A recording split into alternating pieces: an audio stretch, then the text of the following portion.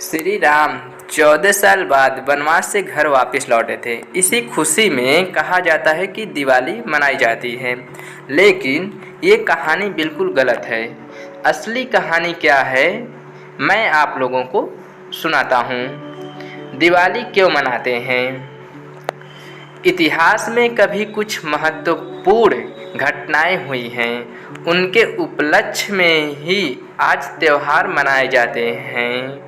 हम क्रिसमस मनाते हैं क्योंकि उस दिन कुछ महत्वपूर्ण बातें हुई थी। लोग ईद मनाते हैं क्योंकि भूतकाल में उसी दिन कुछ अच्छा हुआ था।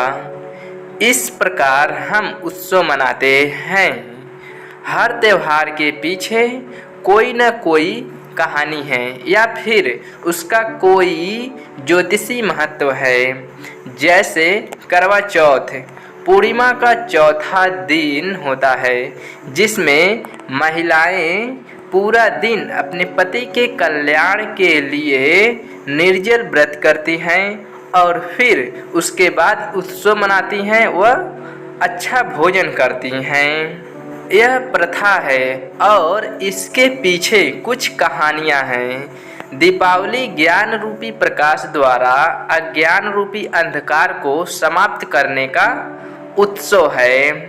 इसी तरह दिवाली जो प्रकाश का त्यौहार है, उसके पीछे भी कई कहानियाँ हैं। इनमें से एक है कि इस दिन श्री राम 14 साल के वनवास के बाद वापिस घर लौटे थे, लेकिन ये कहानी बिल्कुल गलत है।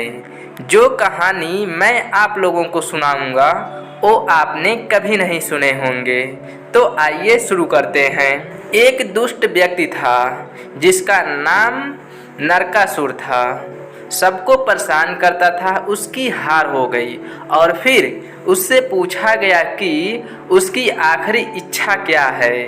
तब उसने बोला कि जिस दिन पृथ्वी पर मेरा आखिरी दिन होगा, उस दिन पृथ्वी का प्रत्येक व्यक्ति दिया जलाए और अज्ञान रूपी अंधकार को दूर करके मेरी मृत्यु का उत्सव मनाए।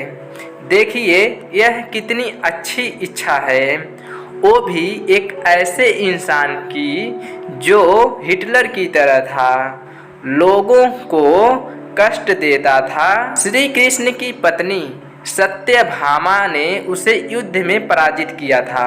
वह इतना शक्तिशाली था कि कोई भी पुरुष उसे परास्त नहीं कर पाता था। लेकिन जब उसके सामने एक महिला आई तो उसने ज़्यादा ध्यान नहीं दिया। उसने सोचा ये महिला क्या कर सकती है, मगर वास्तव में महिला ने ही उसे परास्त कर दिया। कृष्ण की पहली पत्नी ने उसे हराया और उसके पीछे कृष्ण ही थे।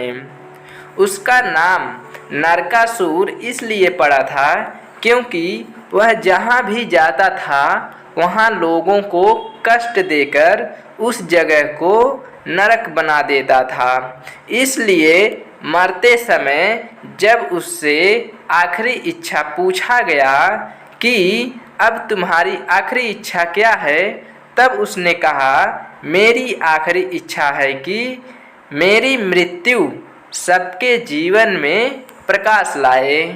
तो फिर सभी लोगों ने दिए जलाएं, जितने हो सके उतने दिए जलाएं।